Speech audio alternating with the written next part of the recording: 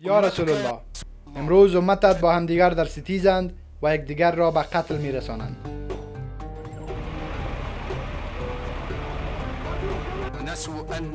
در مقابل یکدیگر تفنگ میکشند و جزای خون ناحق را فراموش کردند.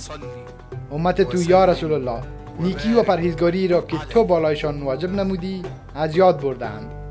امت تو یا رسول الله از یکدیگر میترسند و در حالی که ایشان باید از خداوند بترسند این را فراموش کردند که تو بر دین حق مبعوث شده ای و ایشان پیروان این دین برحق هستند.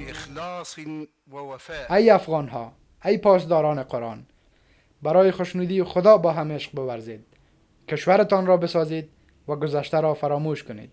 كذلك جعلناكم